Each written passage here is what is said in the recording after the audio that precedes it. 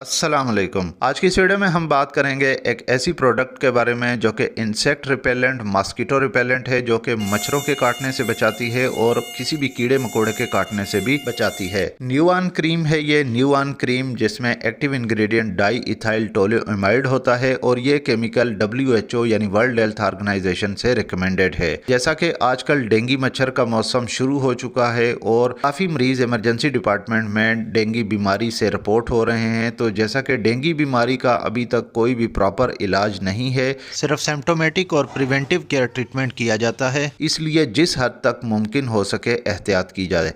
Dengue मच्छर से बचाव के लिए मार्केट में मुख्तलिफ ब्रांड नेम से लोशंस, क्रीम या लिक्विड्स में इस्तेमाल किए जाते हैं, जिसका मकसद सिर्फ एक ही होता है ताकि डेंगू मच्छर हो या मलेरिया या दूसरे मच्छरों की बीमारियों से बचना होता है। इनमें से एक ब्रांड जो मॉस्किटो रिपेलेंट है वो ये न्यूऑन क्रीम है। न्यूऑन क्रीम डेंगू मच्छर, मलेरिया मच्छर के अलावा मक्खी हो या खटमल, पिस्सू या ग्रीनरी एरियाज जैसा कि पार्क्स हैं, बागीचे हैं, बागीचे में पाए जाने वाले उड़ने वाले और काटने वाले कीड़ों से बचाती है और एक बार के लगाने से ये 8 घंटे तक मुसलसल प्रोटेक्शन फ्राहम करती है।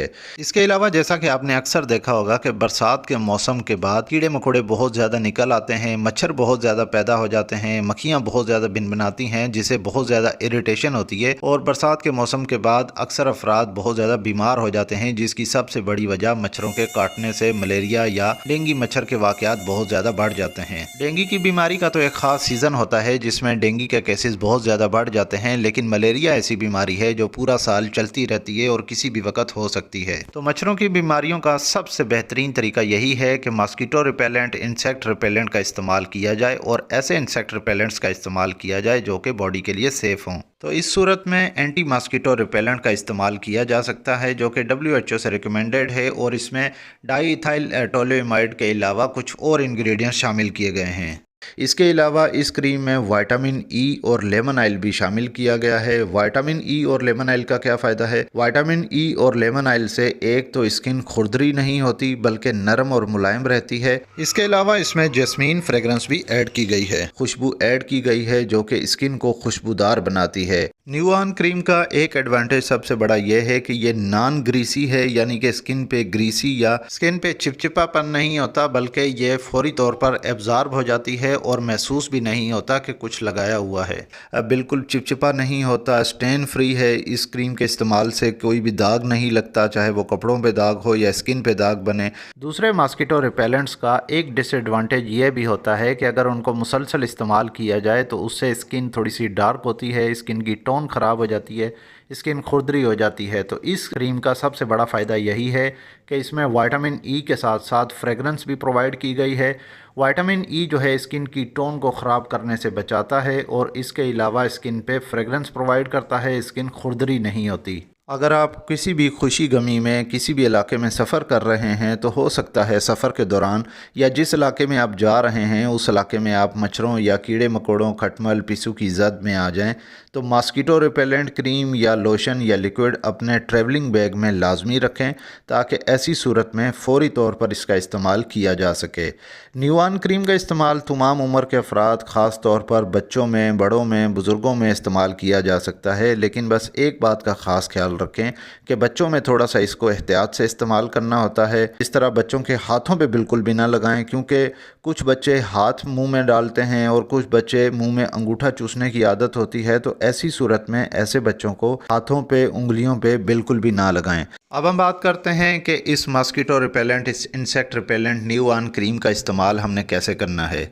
तो न्यूऑन क्रीम की थोड़ी सी मिकदार अपने हाथ पे ले लेनी है, हथेली पे निकाल लें और दोनों हथेलियों को आहिस्ता आहिस्ता मसलें, यानी कि रब करें, दोनों पाम्स को आपस में रब करें ताकि क्रीम जो है हथेली पे फैल जाए। अब जिस्म के वो तमाम हिस्से, खुले हिस्से यानी ओपन एरियाज जैसा कि चेहरा है, गर्दन है, पाँव है, इन टखने हैं, इन पे लगानी है।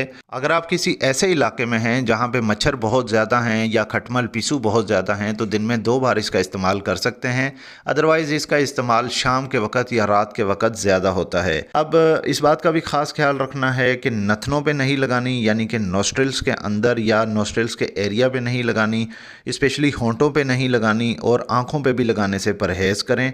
न्यूऑन क्रीम दिन में 2 बार भी इस्तेमाल की जा सकती है और 1 बार भी, और ये सेफ़ है। جلد کے لیے بھی اسکن کے لیے نقصان دہ نہیں ہے، ہارمفل نہیں ہے، اور گھر کے تمام افراد یعنی کہ جس عمر کے بھی افراد ہوں ان میں استعمال کی جا سکتی ہے۔ بچوں میں اسپیشلی میں نے خاص طور پہ بتایا کہ ہاتھوں پہ نہیں لگائیں، کیونکہ ہاتھ اکثر بچے منہ میں ڈالتے ہیں، کچھ بچوں میں انگوٹھا چوسنے کی عادت ہوتی ہے، تو ایسے بچوں میں ہاتھوں پہ انگلیوں پہ لگانے سے تھوڑا سا احتیاط کریں۔